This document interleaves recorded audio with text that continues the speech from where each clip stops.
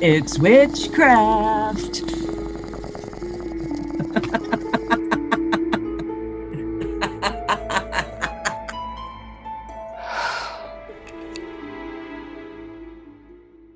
Hey, it's 4:20 a.m. Hi, and welcome to episode 72 of the Stoned Witches Hour. No shit, 72? It really is 72, Shell. Can you believe that crap? Oh my God. Okay, keep going. Where was I? Oh, right, 72 of the Stoned Witches Hour. On this podcast, two best friends separated by way too many miles get together to smoke copious amounts of the best cannabis they can find while telling each other creepy true tales from across the US of A. And today, getting ready to interview a local paranormal group, I'm Layla. And I'm Shell, and I miss you.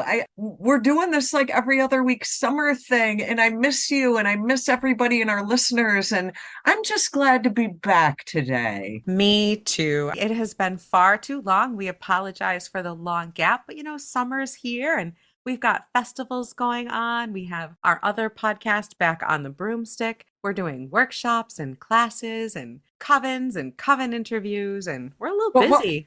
but we've also been talking to paranormal groups. So today we have guests. Yay! We're going to chat with a local paranormal group. But first, before we dive into that, what are you smoking, my friend? We haven't chatted weed in a couple of weeks. You could probably guess what I've got in my pipe today. I have a trio of Jack Heron Gelato. gelatos. Yep, trio of gelatos. I am smoking powdered gelati, a gelato 41, What and do you mean a powdered? oh Like wow. Keith? Do you Is want to this like see what I Keith? mean by powdered? I'm sad that our listeners can't see this, but when I say powdered, it looks like it's covered in powdered sugar. It's literally white. I'm gonna open this up and show you. Let's see if I can get a nug out here and you can see it. Oh, wow. Okay, listeners, I am going to climb through my Zoom camera and lick this weed. This is fantabulous looking. And you would be absolutely right and proper to do so because this weed is fantastic. It looks like sugar, it tastes like sugar. It smokes so sweetly. I love the gelatos because of that fantastic It's flavor. sweet. It's so sweet. The taste is like fruits and sugars and dessert. And not only does it give me fucking high, but it tastes fantastic. So I love me some gelatos. And you're getting something off the food pyramid. How That's healthy. right. How healthy. Now, I like these three gelatos because they're at three different price points. And I would have to say they all three smoke about the same. So that's kind of funny. Well, that's annoying then. Why is there three price points if it's the same shit? God bless Well, America. it is three different types of gelato, three different cultivars that have been, interbred with other things. I'm just looking up to see what this powdered gelati was because it was pretty expensive. So this is about a $350 ounce. Holy crap. That's wow. I've paid a lot for weed, and that's more than wow. Yeah, But so that's about $12 a gram. are you getting what you paid for though? Absolutely. The high is really, really good. The taste is fantastic. However, I'm also smoking this gelato 41. Now, the powdered gelati was $12 a gram. Okay. This gelato 41 was $5 a gram. Okay, what's the difference? Well, it's not as pretty. It doesn't look as pretty. It doesn't taste quite as good, but the high is about the same. Just about the same. And Well, then then what's with this $12 a gram shit? it looks prettier. Maybe that's why. And the jet fuel gelati was about middle of the road. It was probably between those two. I would say I think it was like a $8 or $9 a gram roughly. And that one also tastes really good. It has a little bit more of that gasoline taste to it, along with the sweetness. Maybe that's the jet fuel in it. But I didn't mind it. It almost gives it like a minty like a minty flavor along with I the love sweet. my weed like I like my whiskey, burning and gasoline tasting. There you go.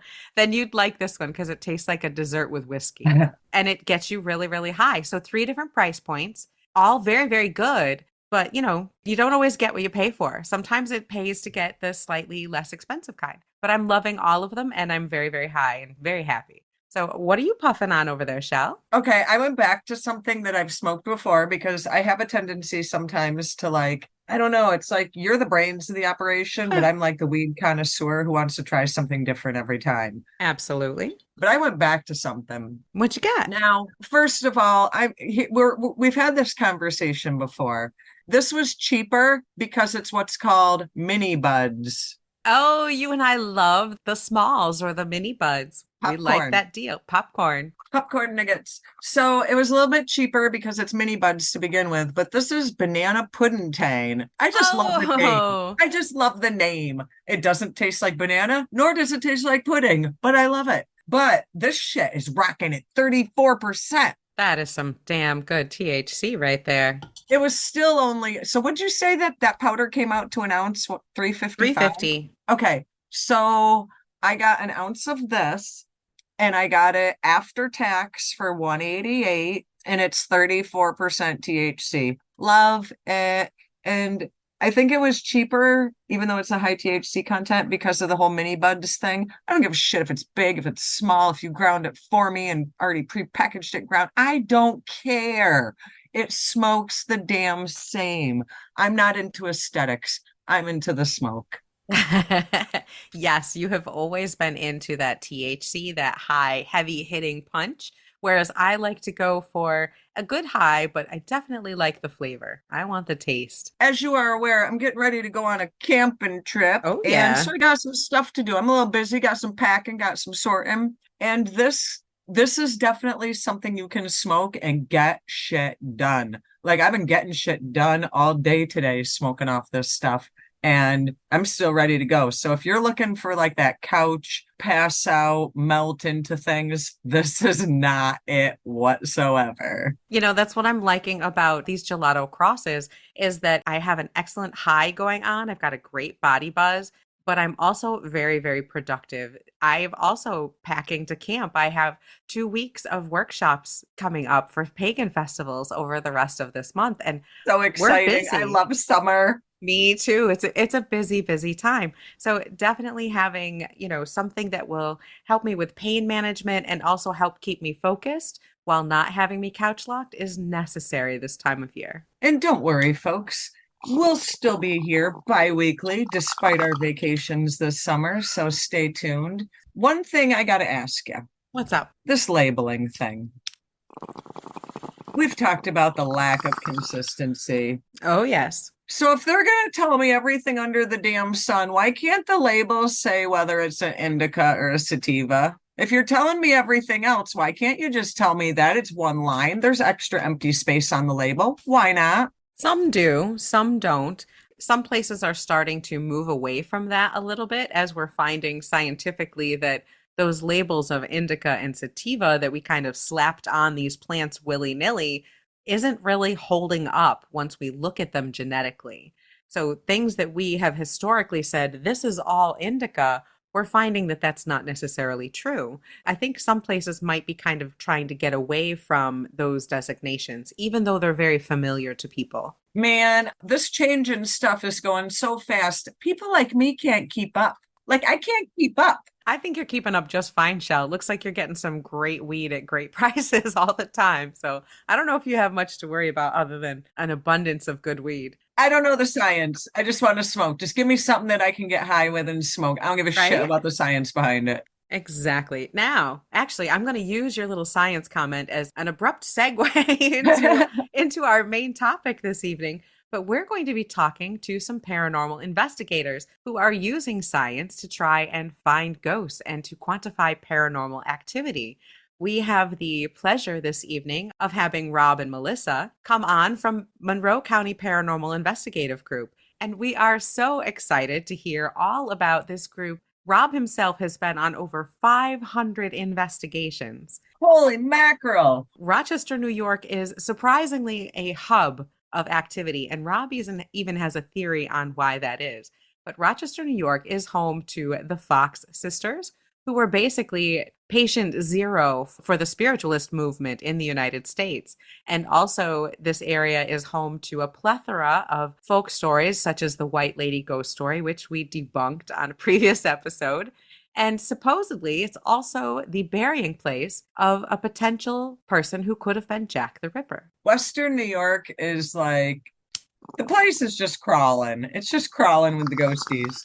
It is a surprising hotspot of paranormal activity. And again, we'll ask Rob why, because he does have a theory on what's going on here. Because the other thing, Lilydale, the spiritual center, is also in Western New York. Western New York's great. I didn't realize some of the reasoning behind why Rochester itself could kind of be a hot spot. And I kind of got a little background knowledge of that before today's episode. You know, for living in upstate New York, I really didn't look into that and probably should have. But now I know, and I'm excited for these guys. I'm excited to hear about all their exploits. And, you know, like you said, Rob, over 500 investigations. What has this guy seen? I want to hear about it. Like, I just want to know. Obviously, there's been times where it was probably totally debunked, and we totally understand that. But I want to hear about the times where the guy was ready to shit himself. Me too. And hopefully we'll get a chance to talk about, I know you and I have done some very amateurish ghost hunts ourselves. Maybe we'll get to talk a little bit about some experiences you and I have had, you know, and see how they compare. And what he thinks about them.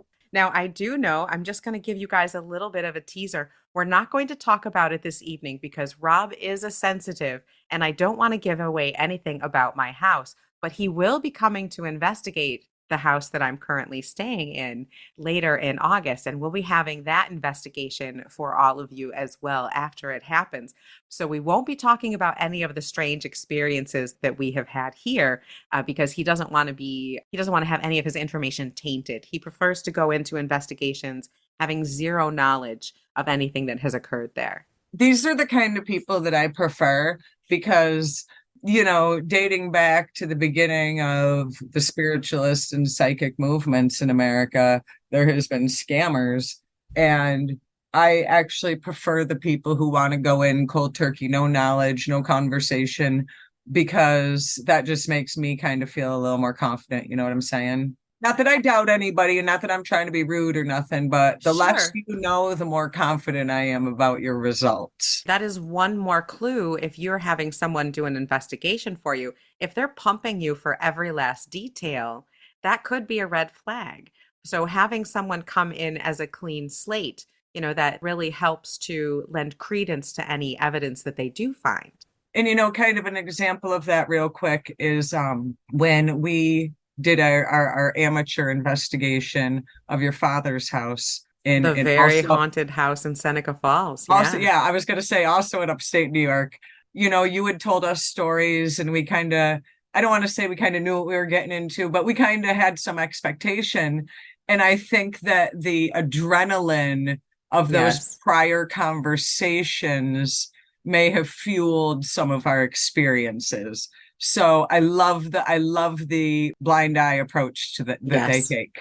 I agree. And that way, you know, again, you can trust it a little more. You know, if they already know that there's the spirit of a little girl here and they come in and they're like, I feel the presence of a young female child. You know, but if I'm sitting there thinking that I'm having some chat with some, you know, hot and sexy succubus, and they come in and telling me I'm chatting with like some 90-year-old demon, you know. You might just be in the bad room of the Stanley Hotel. Right. But yeah, it's good to go in as a blank slate, I think. So that's definitely one thing that they do that I really enjoy. But let's get into our interview with them and see how it goes.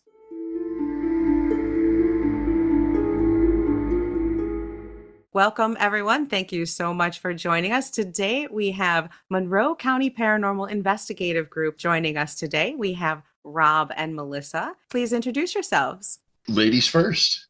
My name's Melissa. I've been in the group for about 5 years now, and I am a case manager with the group and kind of PR, I would put it. Kind of run all the tech stuff for Facebook, Instagram. A little bit of everything then. Yeah. Jill of all trades. Yes. I feel that vibe. I have the same tasks. Yes. It comes with being the youngest person in the group. So always got to rub it in. Oh, wow. I can relate to that. Yes. Always have to rub it in. I know. And my name is Rob.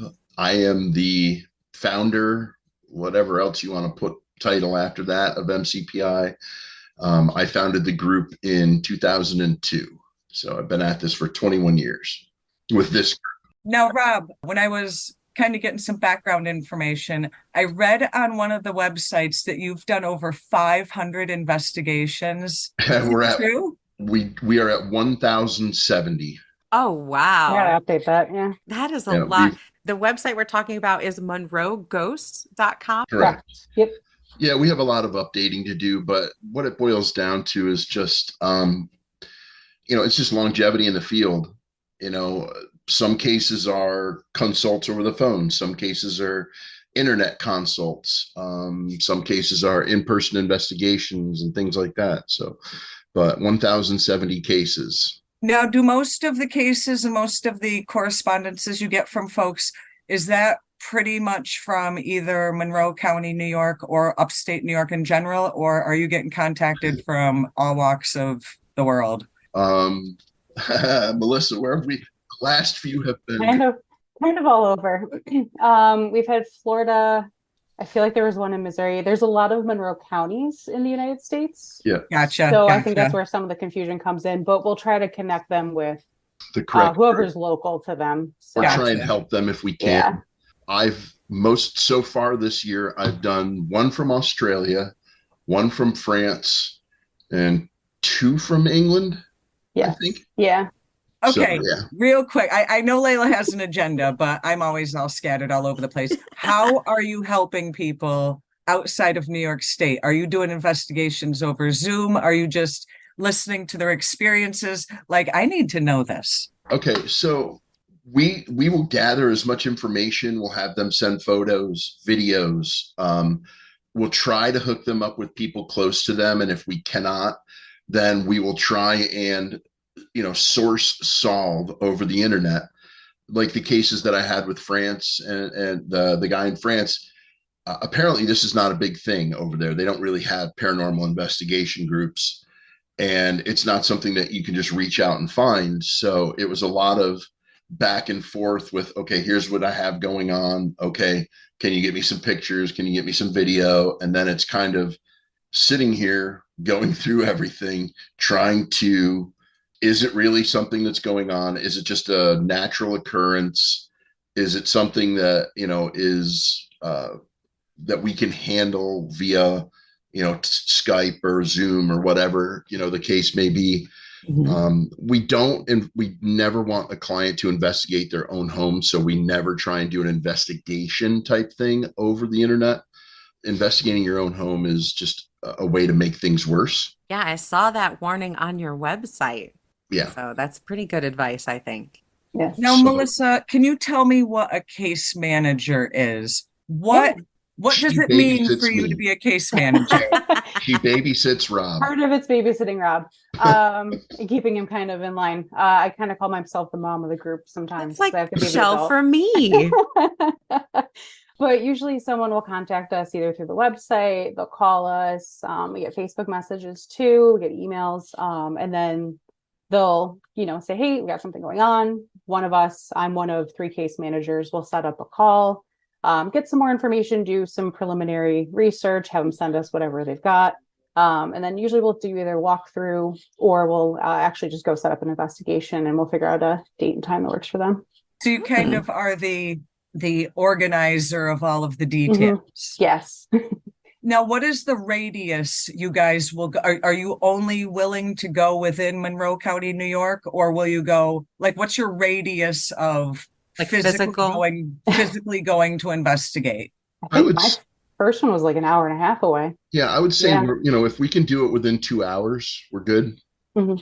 If we can get there Okay. within 2 hours, we're good. And I would even say if it's someone that needs help outside of that 2-hour window, if we can plan it ahead of time enough, we could probably stretch it to 3. Okay. So people, if somebody needs help in the area, you will either be able to physically help them over, digital media somehow, or even find people in their area, Yeah. another group who could help them. So you have like a network of paranormal investigative groups. Is Well, that what we I'm do hearing? is, it's not necessarily a network. There used to be, well, okay. I need to start at the beginning. Go for it.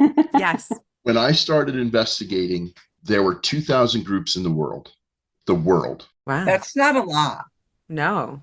I started investigating 5 years before Ghost Hunters ever aired their first episode. Nice. Once Ghost Hunters hit the television and then all these other shows starting popping up, at one point in time, there were over 3,000 groups in just New York State. Wow. So what was happening was people were going, oh, I've seen it on TV. I can do this.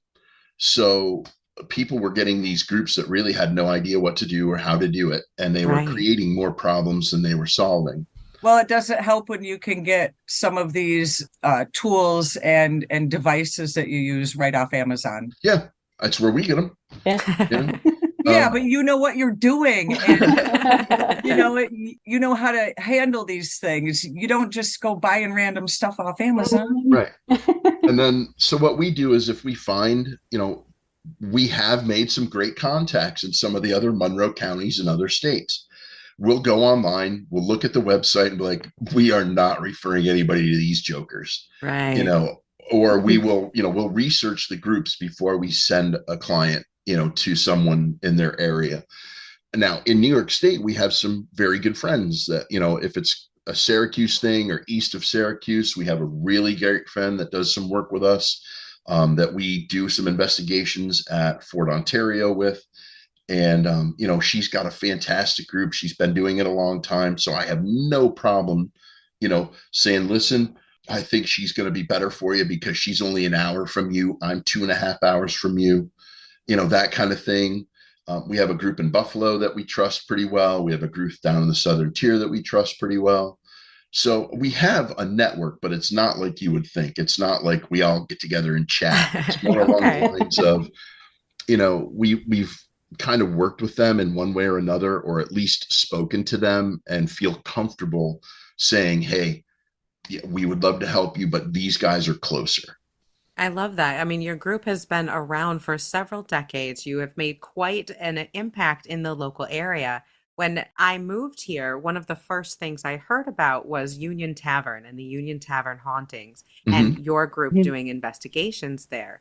And when I started looking into having you guys on the show, you just seem to pop up everywhere. You were doing a talk down at the spirit room, you're doing a talk over here and investigations at these different houses. And on your website, you do have several events coming up where you allow the public to come in with you and go on some of these investigations. And from what I understand, they sell out pretty quickly. These seem to be pretty well attended. Now, do you find that having just regular people come in with you on these, does that tend to lessen what happens? Like, does more stuff happen? Does less stuff happen? Like, does it affect your, ghost hunting in any way? Is it harder to investigate if you have a group of people with you? I'll go first, Melissa, and then you can, because I know what you're thinking. Yes. I know I can see it roaming around in your head. So I think what happens when we do have groups come in is I think the investigations are in places that, one, we know pretty much what we're going to find. Okay. And it's pretty repeatable, so that with each investigation, we can repeat the findings. So we know that it's happening. And I think it was Melissa that said that we do these investigations, and every time we go, we add another sentence to the story. So when we're investigating a place like the Union Tavern, yes, we've investigated it quite a few times. So we've got 2 or 3 paragraphs of information written down. But every time we go, we get to write another sentence, in the story. And that was your quote, right? Yeah. Okay. So see, I knew that was what, was rolling around up there. Yep. And, I think it gives people an insight into what we do. It gives people an opportunity to try it once and say, oh, I like this, but I don't think I would want to join a group.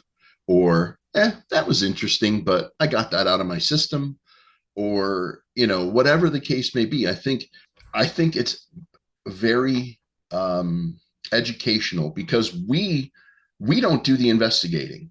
We hand over all of our tools to the people that come in, and we coach them on how to use them. We coach them on how to ask questions. We coach them on where to investigate, what to do, what to say, and let them go. Now, have you ever had anybody like totally freak out, like they heard or saw something and had just a meltdown? I think we've been pretty good. I'm trying to think back. We've had, because it's public and people go to dinners and stuff, especially at Union Tavern. So we've had people that have gotten into their own minds beforehand and maybe had a couple drinks, and it doesn't always go well. So we've now put in there, hey, try not to get drunk before you start. That's pretty smart. I think the only time we had something like that happen was at Fort Ontario out in the cemetery. Oh, what happened? And it was just, all right. It's just a spooky area too. You got to remember that you're out in the middle of nowhere and you're in a cemetery that has graves from all the way back to like the late 1600s, or I should say gravestones, because there's a whole longer story to that. Did they just move the headstones? Yes, the cemetery was located in a different place and they moved the cemetery. That never goes well. Yeah, that's such a New York thing. But I mean, they're very good people. I know for a fact that they got all of the human parts out. But what happens is like sometimes they do find a headstone that rises up after freeze and thaw, or a little piece of one. Right. It just happens. Right. But so this cemetery has got unknown soldiers from the Revolutionary War, unknown soldiers from 1812, unknown soldiers from wherever. Mm-hmm. And we were out in the cemetery, and I'm an idiot. I like going out there around midnight when it's like, and I'm like, all right, who wants to go to the cemetery at midnight? You're our people. You sound like us. So, and Caroline, the person that runs the events at the fort, she's super awesome, such a great lady. She might be someone you guys would want to talk to in the future too. Absolutely. We can hook you up with her. She's like, yeah, go out to the cemetery at midnight. So we had a couple people out there, and it's a cemetery. There's no natural lighting around. You're 100 yards from the shores of Lake Ontario. So there's wind and waves and noise. Please tell me you saw orbs. Please tell me you saw orbs. Please. Orbs aren't ghosts. Damn it. Don't say that. She has an orb obsession. I love them. Orbs. I don't want to hear it. La la la la la la la. Orbs are just dust. But what we actually heard was whistling, mm-hmm. and it was a coded whistle. Like, what do you mean coded? Just like it was like a military whistle kind of thing. But it was like two short whistles followed by a long whistle, and then about kind of like Morse code. Well, ish. Or like someone's trying to signal someone else. Like a call and response. Right. Yeah. And then about 50 feet or so down the hedgerow, we heard a response whistle. And there was nobody there. I know because I was out there and ran into the hedgerow. There's I love there. that. That screams Bigfoot to me. Totally screams Bigfoot. As I ran into the hedgerow, I turned around, and two of the people that were out in the cemetery with us were on their way back to the to the fort. They didn't want to play with the cemetery anymore. Wow. Wow. Now this kind of leads me to my technique question, because you're talking about being in a cemetery at midnight. Layla and I sometimes do things that aren't recommended to most, because we're those types of girls. Have you ever, as part of your investigation, used a Ouija board? Nope, never. Never? Nope. Okay. We have, I am so anti Ouija board, it's not even funny. Ooh, okay. Tell me why. Talk to me. I would love to hear this. Just, we want to hear the perspective. Melissa, what would you say the percentage of cases are that when we start getting into it and there's things going on and there's all kinds of crazy stuff happening, that at one point or another we hear, well, we did use a Ouija board? I'd say about 80%. There you go. Yeah. So a lot of fuck around and find out happens is what you're saying. Yes. We've touched on this before. And we understand it's the whole you make your bed and you lie in it. Yeah. You are kind of bringing these things in. We don't usually recommend people fuck around and find out. Just saying. That's all. Yeah. Yeah, Rob's got a great analogy though too. Like when we talk about Ouija boards in our talks, that if you stand in a doorway, and Rob even mentions, he's like, hey, I'm a really tall guy. I'm 5'3", so it doesn't really work for me too much. But you have things coming in around whoever person you're trying to talk to. Right. So you have no Yes. control over what's coming in. Yeah, I'm Absolutely. 6'4". I'm like 260 pounds. If I stand in a doorway, I take up a good portion of the doorway. But stuff But can what still about, get through. right? What about all Mhm. those empty other spaces that Yes. can sneak through the open doorway? And then, we've gone on case, like we did a case once where the lady was like, yeah, we did a Ouija board. And then we found the Ouija board in her home. And in the middle of the investigation, we went out and dug a hole in her backyard, bound it in red and buried it for her just to close the board. It was a weird Friday. It was a As a weird witch, Friday. I'm saying very good job. As a witch, I approve. Good job. Yeah. Absolutely. Yeah. It's just, so no, we try to avoid those kind of things. Like we will use, I do use dowsing rods on investigations. Mhm. I do use pendulums on investigations, but I feel that's more personal and controllable. Just real quickly, I want to say that any tools, in my belief, any tools that you use to try and contact or interact with spirit are going to open some type of doorway. And depending on what type of tool you use, you're going to make a small doorway. Some of them make a very large doorway. Ouija boards to me seem to be, it started out as talking boards, the Fox sisters, different people like that. And then it became a game, but it's still a way to open a doorway. And I think people don't understand that they're actually using a tool to connect to spirit. Yes, it's a game by Parker Brothers, but it's still a tool. And I think people forget that. And Ouija boards are, I agree, I find them very difficult to control that doorway. Whereas with dowsing rods and things like that, it feels much more controllable. Ouija Yes, it boards are feels much like more it's open. right here, Yes. Yeah. not out here. I agree. As an Yeah. energy worker, I can feel the difference between those tools. And I think people need to remember to study what they're using and pay attention to that. Because like you said, 80%, Melissa, Yeah. of investigations that you've done have said they've used one. So that tells me that there's something there. And to kind of expand on that, Melissa, could you tell us, other than what Rob just touched on briefly, could you tell us what other tools you guys use? Yeah, absolutely. So I actually do we have people in the group that do more spiritual side, like Rob. I do kind of a spiritual technology, and then we have straight tech. So we'll use one of our investigators, our tech manager has like the ghost box, if you've seen that goes through the audio. What's a ghost box? Adam explains it a lot better than I do because he built it. But it runs through radio stations at a very fast frequency. Oh, I've seen those. That's the Yeah. one that kind of the idea behind it is that spirit can manipulate energy a little bit better than they can, to make sound. So Correct. the box Mhm, itself, exactly. they're kind of manipulating that energy to land on words that they want to say to you. And so Yeah, to that they talk can- through. Yeah, so Yeah, it's kind of a exactly. step up from the old listening to static and trying to listen for them to manipulate the static. Is that what it is? Like kind of a step up from that type of box? Yeah, a little bit. So they'll communicate, and if it's got longer words that go over multiple frequencies, then we kind of consider that to be evidence. And if it's intelligent, we'll use K2 meters. Actually, I got one right here. Just happen to have one. Not far away. You know how stupid it is that we have, wait a second, time out. You know how stupid it is that both of us are sitting at our desks and we both have ghost hunting tools at our desks? Like within reach? Thousand I have a rods. flashlight. I've got I like love 1,000 that. rods. Recorder. They my are each crystal- just grabbing right next to them different items and showing them to the camera. I love this. I love Now, this. do you Yeah. guys use I've seen on some of these shows, because I was one of those people. I watched every ghost show there was from inception to current present day. Do you guys use any of that infrared where you can like see the outline of a body? You know what I'm talking about? SLS. Mhm. Yeah, we just got our first SLS because Okay, we so- weren't sold on the technology for a while, and over time, like I wasn't sold on the technology for a while, and then we finally started seeing like some actual results with it that made me believe that the technology could work. So we just got our So you do get results from it then. yes, Yeah. absolutely.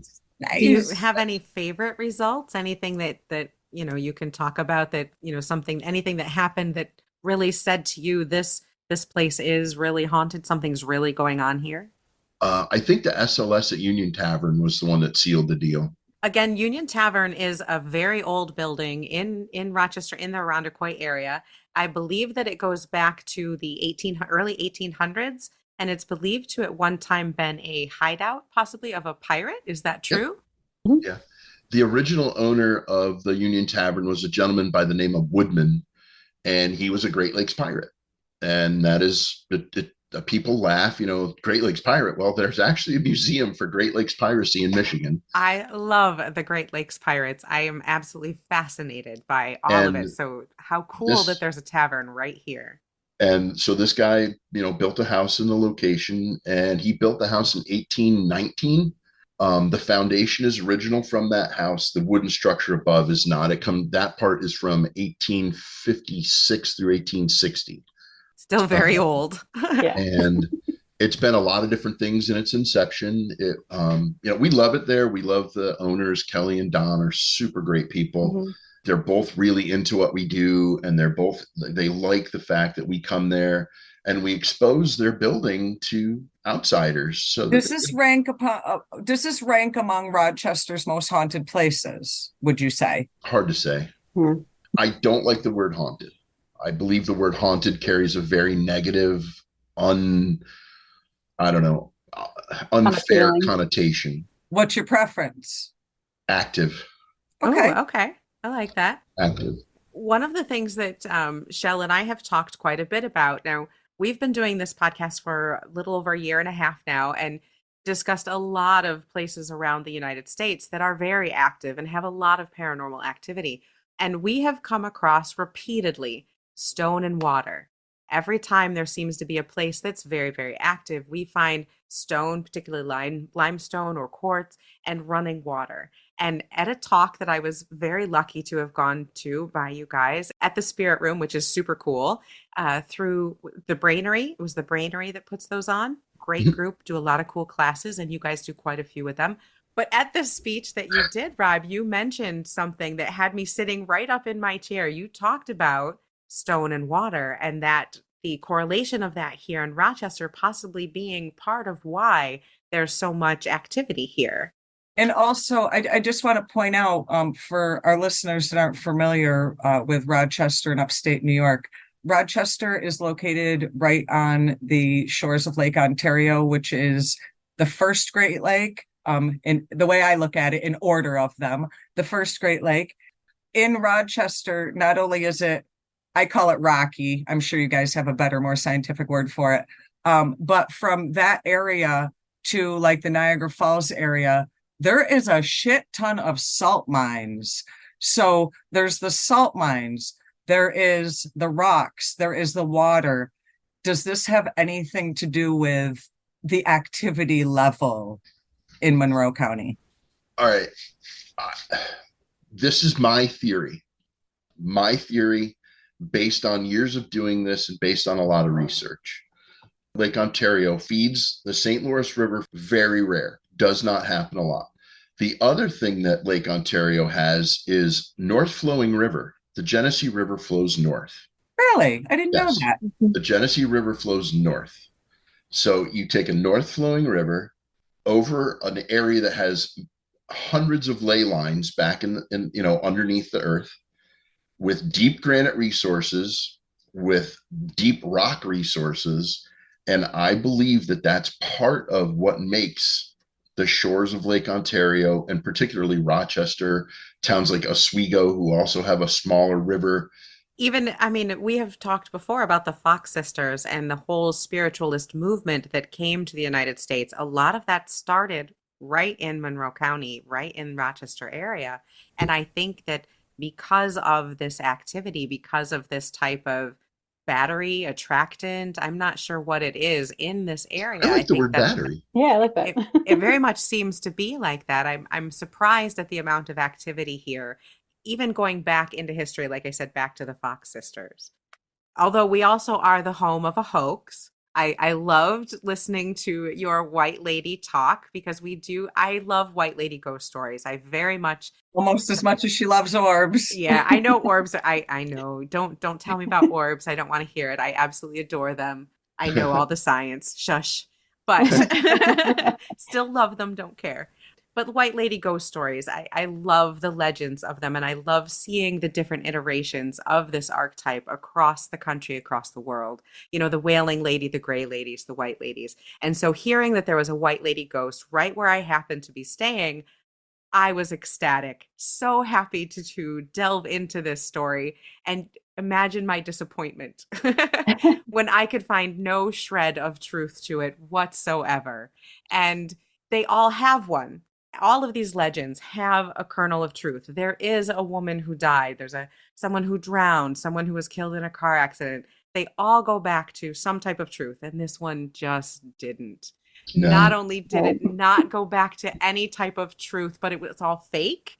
And I could find no one who had even had a secondhand encounter with this apparition. Just Right. fifth and sixth hand, basically, It's stories. every time you hear somebody that says, "Oh, the white lady's real," it's my brother's nephew's cousin once bought a dog from a guy whose next door neighbor's friend's brother's sister once had a boyfriend who had an experience. Oh, you read my research notes then. Right. Perfect. Exactly.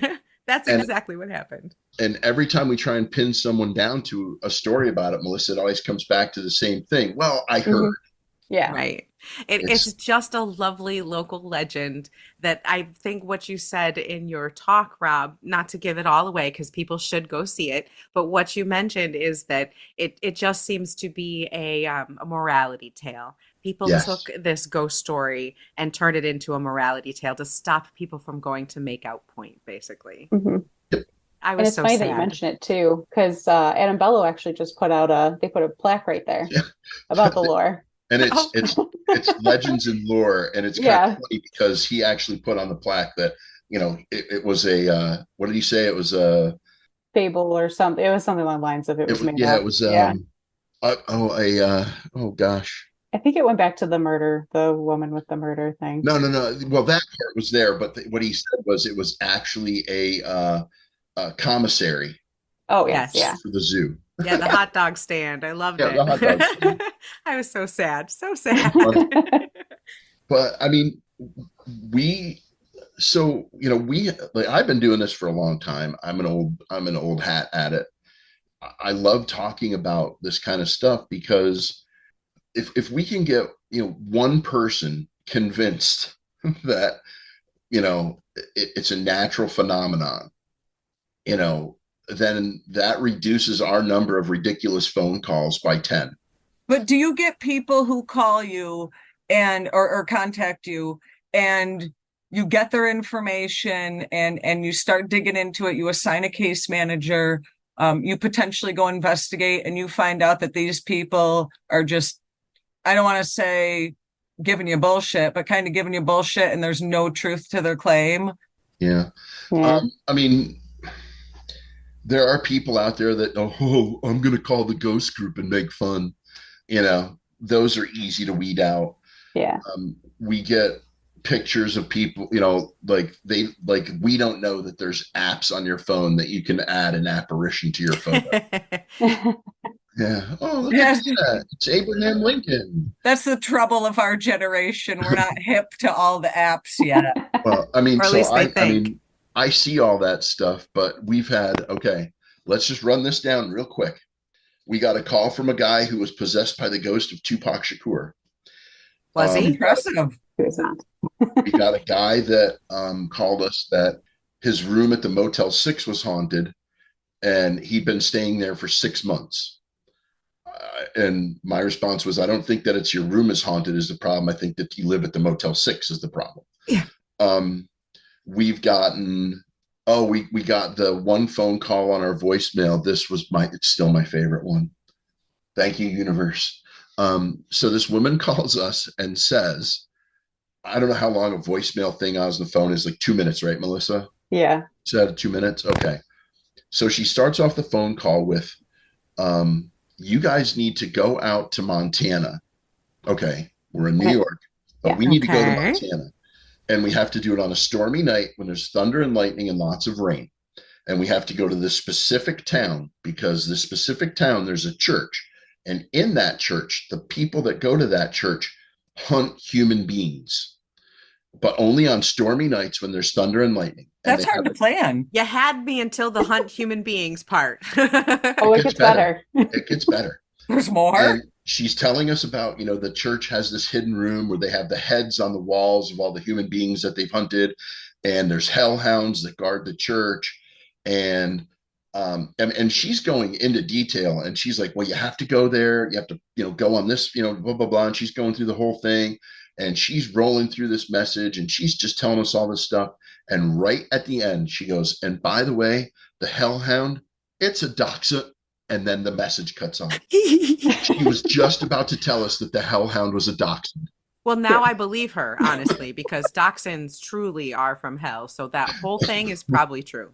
All I gotta say is it's people like that that make me miss living in New York. We have no idea where this woman was from. Yeah. She never gave us her name, a phone number, an email, nothing. But she was frantic through this whole message. Like, she really believed this. I hope she got help. Actually. Yeah. Wow. But at least she gave you the gift of the recording. There at least is that. Now, speaking of help, so you get to somebody, you do an investigation, you find something legitimate.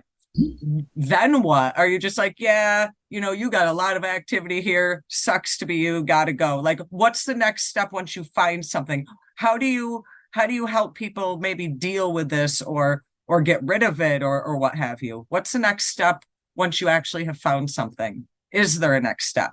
Oh, there's always a next step. A client of ours is a client for life. We've gone back to some locations 3, 4, 5 times to continuously help people. Nice. We do have plans. We have, generally what will happen is we'll get together at the end of the investigation. Melissa and the other case managers and our tech manager will kind of sit down. We'll go through whatever evidence we got, and we'll go through it and boil it down. And then we will come up with a plan to help them. And, there's a couple of plans that we use on a regular basis. It's been, Stacy and I have been working together for 23 years. And it's something that we developed about 18 years ago, one of the plans, and it seems to work.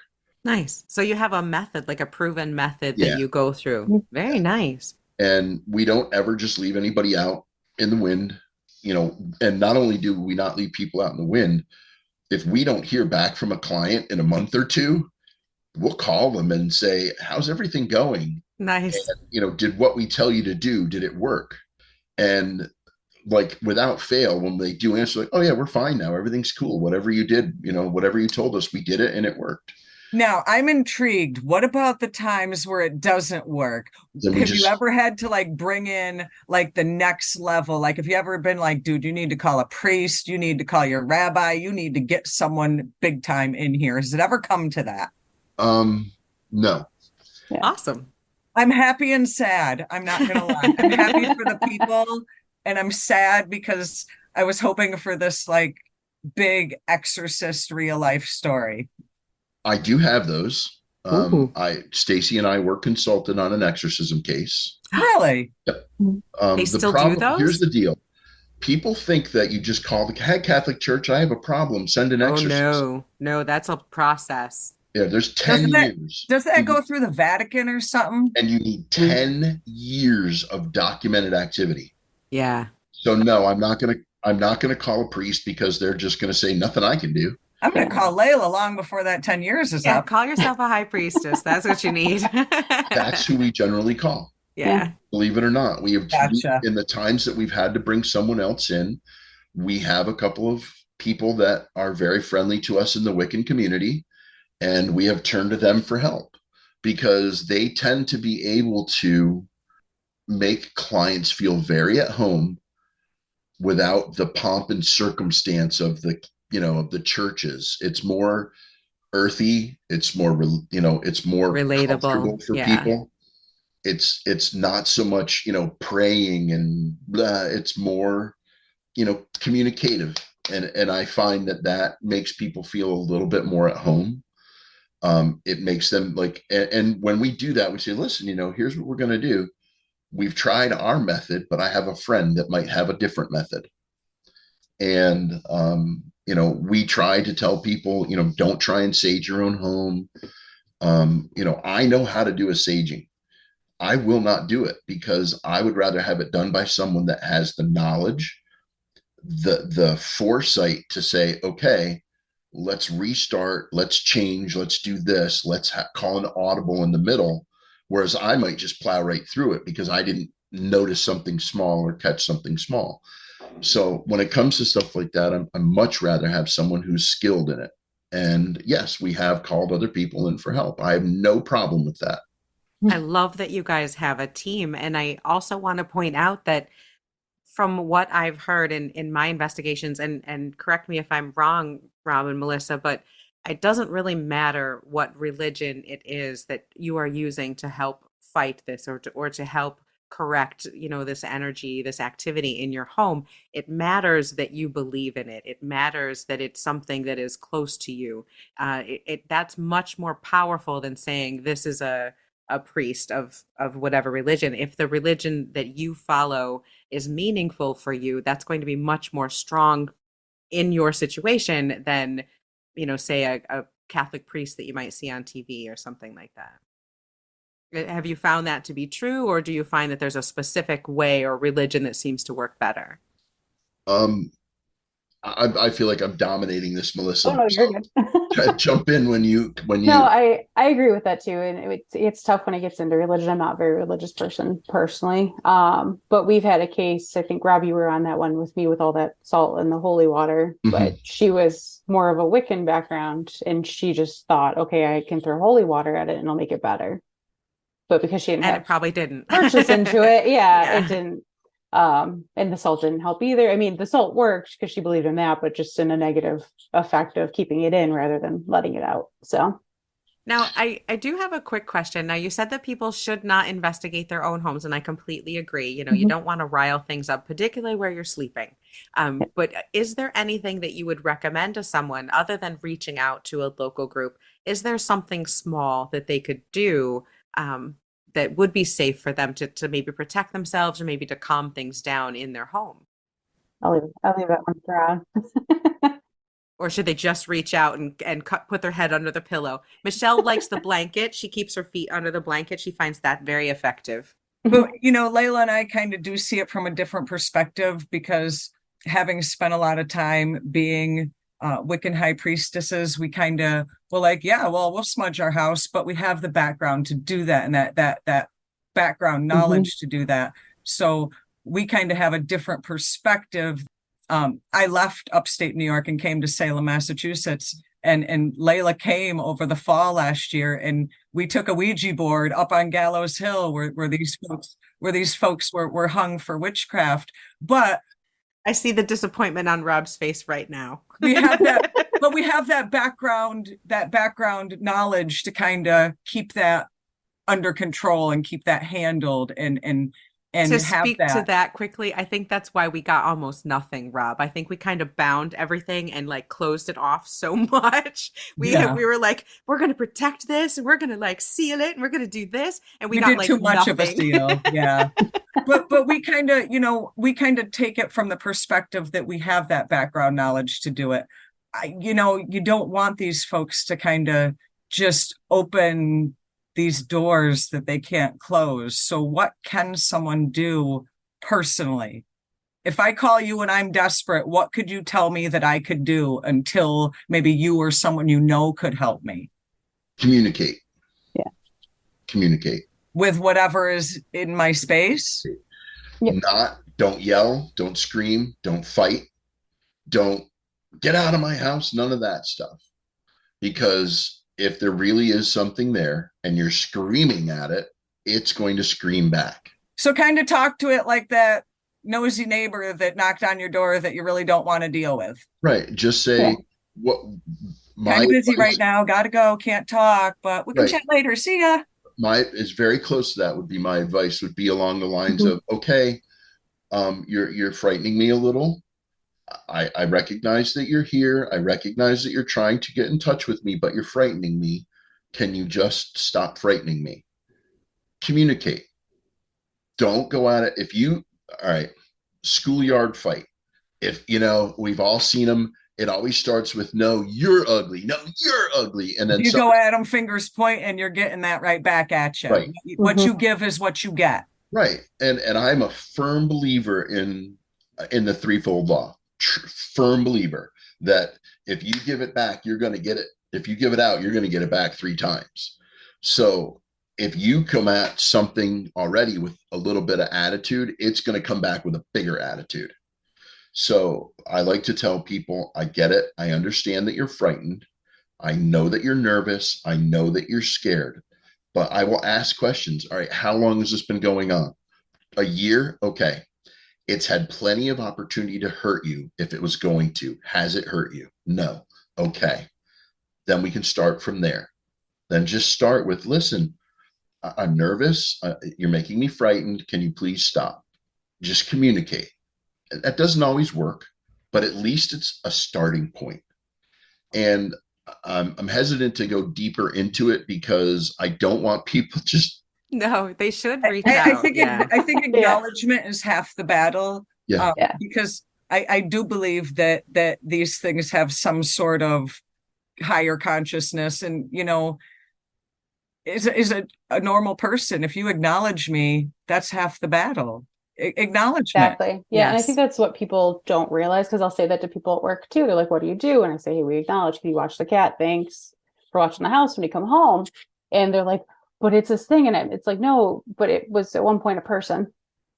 And if you ask a person, hey, you're scaring me, they're usually going to be like, oh, I'm sorry, I didn't realize that, because their goal is to get in touch with you. So it's definitely what we try to do is say, okay, yeah, try this, but definitely reach out to us, have us, come into the space, look at it. Because every time I've heard it so many times, Brian and Stacey have heard it so many times, every phone call starts with, this is going to sound crazy. And we're like, you call the paranormal group. We've heard it. You're used to it. Yep. Now, what you said, both of you said, resonated very strongly with me, because Shell and I have helped in situations where someone's moved into a space that had some activity. And one of the first things we tell them is to set the space. Make sure your emotions are in check. Make sure there's not a lot of arguments going on in the home. Make sure you set more of a tranquil space and try to, first of all, relax and kind of chill out in that space and set the energy to be a little bit better. And that goes a long way from what I've found in my limited experience. That can go a very long way into helping the situation be less chaotic until someone who knows what they're doing can get there and help settle it. I am a firm believer in crystals, as you can see, because they're all around me on all sides of me. And I am a firm believer in getting into a space where it's non-confrontational, that it's not overpowering. Like, don't buy 5,000 crystals and jam them all into one room. Because that can be threatening. You can do that to be comfortable and be happy. But what I'm saying is, if you're trying to counteract something that might be going on, right? Don't throw the kitchen sink at it. Let's go in steps. Let's go in baby steps. Let's buy a couple of crystals. And if that seems to help, okay, then we can expand on that. Let's, go with, just basic communication of, please, I'm a little frightened. And if that seems to help a little, great. Baby steps from there. My biggest thing is that when you get people to like, oh my God, so I went and got holy water and I sprinkled my whole house with holy water. Well, I always tell the joke, tell me why the holy water didn't work, Mrs. Rabinowitz. It's all I can think of is, like I said, you kind of treat these entities like neighbors. All I can think of is imagine walking into someone's house and they just start throwing water at you. Right. I'd be like, what the hell? Like, okay, I know that, some of these shows and, they thrive on drama, and drama is what sells the TV show. But like, one of the clips that we play at one of our presentations is a certain muscle-bound meathead wearing his little sister's t-shirt, screaming at an entity going, "Were you murdered?" Because that's what you say to people when you meet them. I mean, That's just, you walk up to somebody in a grocery store and you're like, hey, cool t-shirt. Were you murdered? No. Because that's just Off-putting, a conversational. little off-putting. Yeah. Yeah. And I think that you guys' approach is fantastic because I mean it kind of goes along with some of Layla and Mai's beliefs. Just talk to it. Just talk. Right. Hey, you're freaking me out. You're scaring me. You're in my bedroom. Could you not be in my bedroom? You want to be in the kitchen, be in the kitchen, not my room. Mhm. Set the. I think you've had that conversation with a I ghost have. before, Shell. I've had to have that conversation, and I've had to have that conversation with my grandfather. And that's why I think you guys' approach is great because I've done that before. I'm like, look, Grandpa, this is my room. And I feel like there's like a line being crossed here. And after that, never a problem. He stands in my bedroom doorway, but different situation. We still would want people to reach out to us and not try and handle it on their Yes. own, because there are times that will lull people into a sense of, false confidence. Right. So yes, it's a great beginning point, but it's always better if you can to have someone that knows what they're doing come out and take a look. I equate paranormal investigators to, say, a plumber. You are not going to have all your pipes plugged up and rip that shit apart in your basement on your own. No, that's not your forte. You are going to call a plumber if your pipes are clogged. If you've got shit in your house, you are going to call a paranormal investigator, because why would you do that yourself? You don't fix your plumbing yourself, you call a plumber. You don't fix your paranormal issues yourself, you call a paranormal investigator. I like love that you said that. Melissa, you know exactly what I'm about to say. Yep. At every presentation, what we do on the paranormal, I say never investigate your home on your own. Just because you've seen it on TV doesn't mean you know what you're doing. I have seen every episode of MASH. I have seen every episode of ER. I've even watched some Grey's Anatomy. I don't want you cutting me open. Would you like me to remove your appendix? It's relatively sharp. No. No? Okay. No one ever says yes. Perfect.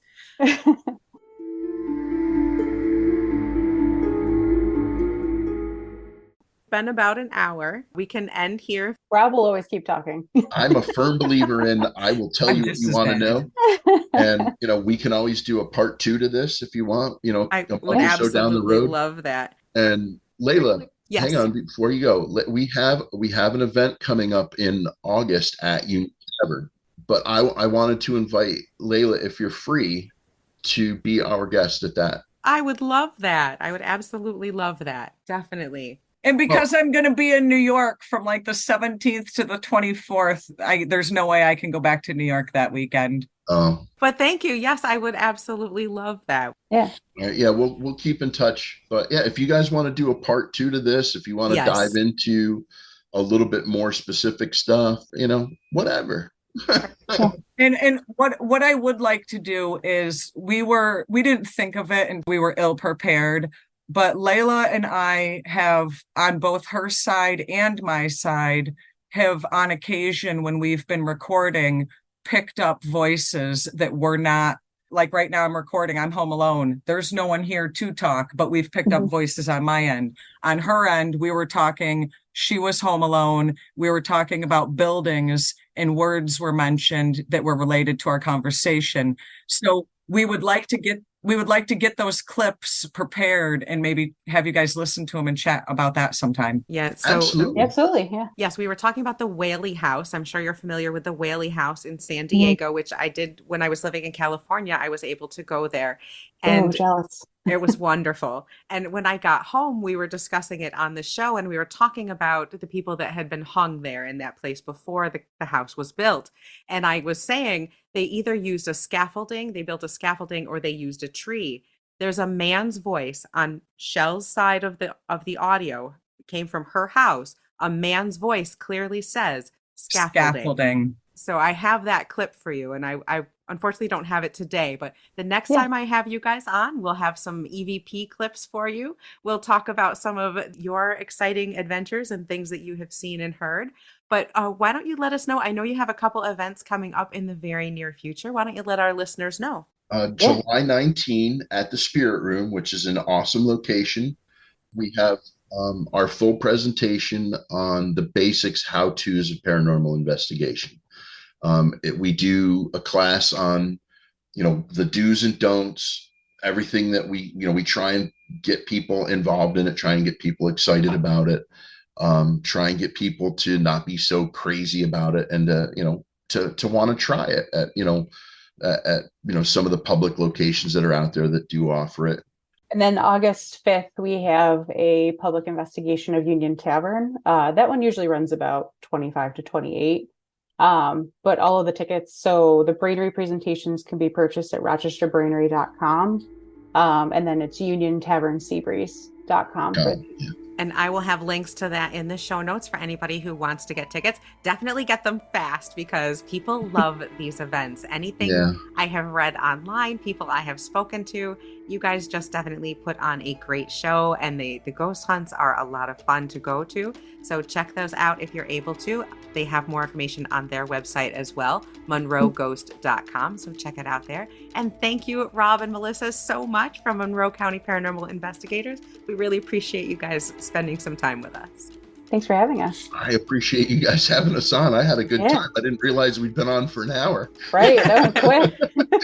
It was a lot of fun. We're definitely going to have to do this again because I have more questions. We've barely scratched the surface. We have so much more to talk about. I think we just need to actually do a whole episode on, I need to hear this Jack the Ripper stuff. For folks who want to hear more about Rob's theories on Jack the Ripper, check out the monroeghost.com, and we're going to try to beg him to come back to the show and totally discuss that topic. Oh, there's no begging. I'll do it. Perfect. All right. Thank you so much for listening to the Stoned Witches Hour. We appreciate Monroe County Paranormal Investigative Group for coming on, and we can. And don't worry, we're going to have them back again, I swear, because I got more questions. And I got an invite to their next investigation at Union Tavern, so we will definitely bring you some tidbits from that. Don't forget, we will be back in 2 weeks with the next episode of the Stoned Witches Hour, where we will have more ghosty stories and even better weed to entertain all you folks out there. And to quote Rob, folks, please don't fuck around and find out. It's not in your best interests. Keep it witchy. Stay high, stay spooky.